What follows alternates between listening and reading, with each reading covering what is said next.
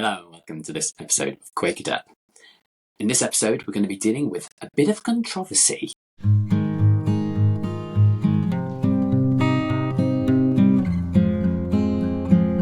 Controversy, yes. A couple of weeks ago, on Quaker Sky or Quaker Blue Sky, or whatever you want to call it, a friend who I follow on there, Simple Radical Spiritual, do give them a follow, they're fantastic, posted a picture of a poster, which I will put here, from his local meeting. And there were some people who were quite in favour of it. There were some people who were very much against it, and I want to discuss it. So I've got it down here. The poster goes like this: "Thou shalt decide for yourself. No one telling you what to believe, just the peace and quiet to work it out for yourself." I think first I'll start off why I think this, why people decided to make this poster and why people might think this poster is good. I think ultimately I think this poster is very bad, but I'm open. I'm just one guy, but I'll talk about why I think. I'll put the counter argument to myself first. I think what this poster is trying to do is two things, and these two things are true. The first thing that I think it's trying to do is to promote the idea that Quakerism doesn't require anything of you to believe anything in order to be a member.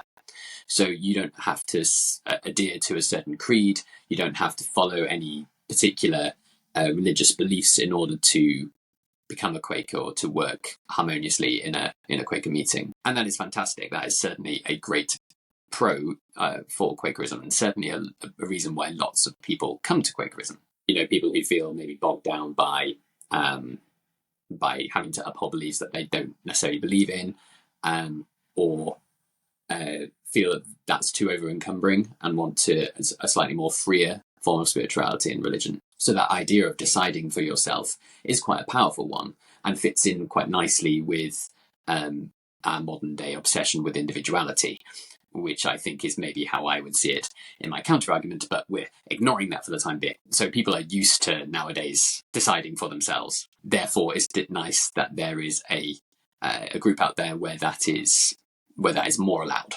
It also has links with the famous quote, "What canst thou say?" which comes from George Fox.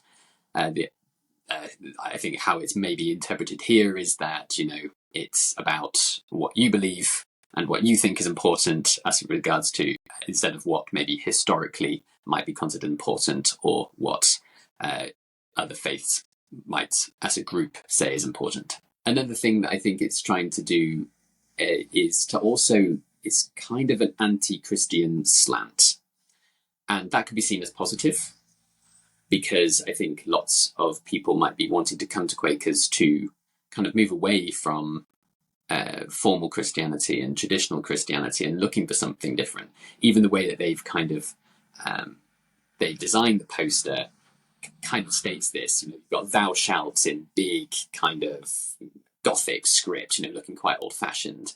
And then the "decide for yourself" in, you know, in something like, it looks like someone's written in cursive in modern handwriting. So it's the idea that, oh, all of that is kind of really old fashioned and really restrictive. We're a lot more open and we're a lot more forward thinking and modern in terms of our outlook. And so isn't that great?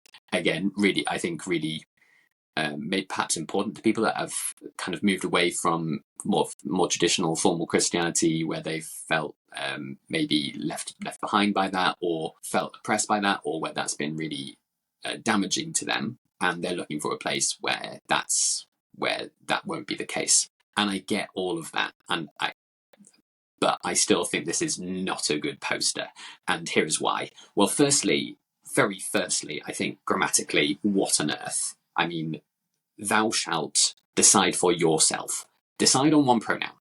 Just, you know, even go full on and go for thyself, or change the beginning. Be much more Quaker if we all kept the "thou." So they missed a trick there, I feel. But that's kind of by the by. I think there are quite a lot of other issues that I have with this poster more generally. I think I'll start off with maybe that sort of anti-Christian slant first, because I think that's not great from this poster, really. I think it kind of puts it out there that Christianity is, as I said, old-fashioned and traditionalist and Quakerism is something different and something forward thinking. I've talked about this a lot, and I think there is a tension there. But I think, as I've said before, there are certainly Quakers who aren't Christian, and there are some Quakers who've felt very, as I said, hurt and damaged by Christianity and want to move away from it, and that's all fine.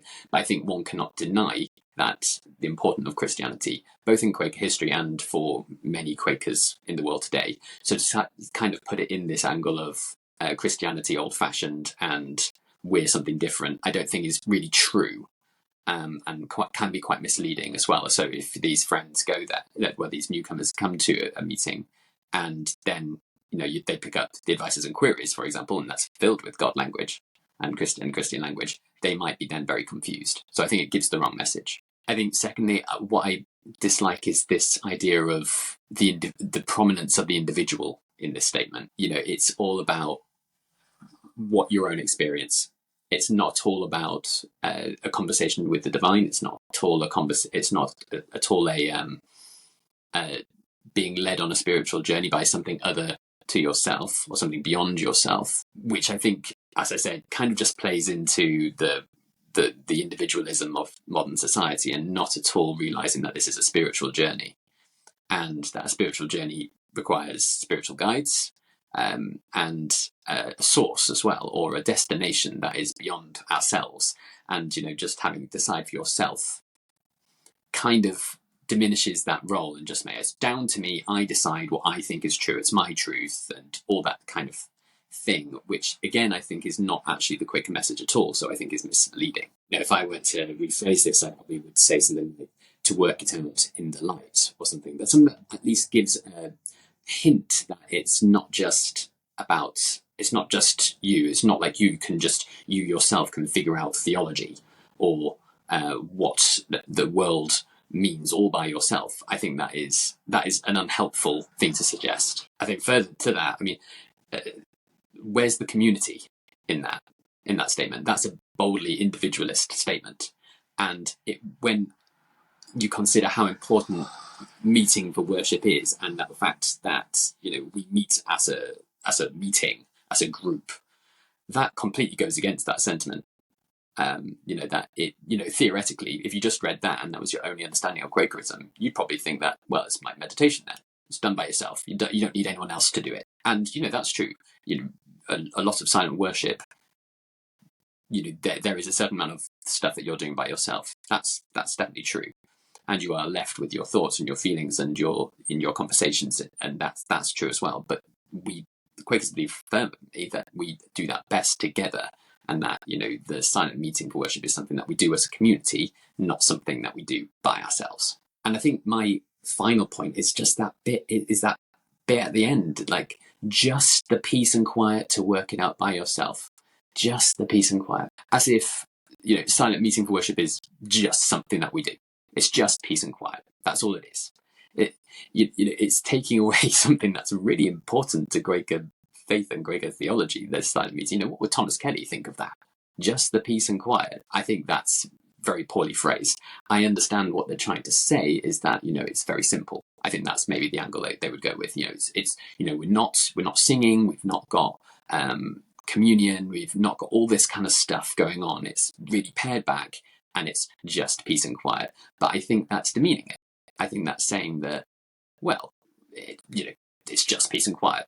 Whereas if you read, the amount of, I've talked about this before, the amount of Quaker, when you read Quaker theologians and Quaker mystics even on how they view meeting for worship, that is not how they would describe it at all. And again, I think it's just misleading to a newcomer. I think a newcomer might come to that expecting something, and it being completely different if they actually went to a meeting for worship. So I understand quite a lot of these sentiments as to how this poster could have come to exist. I think it's selling Quakerism short.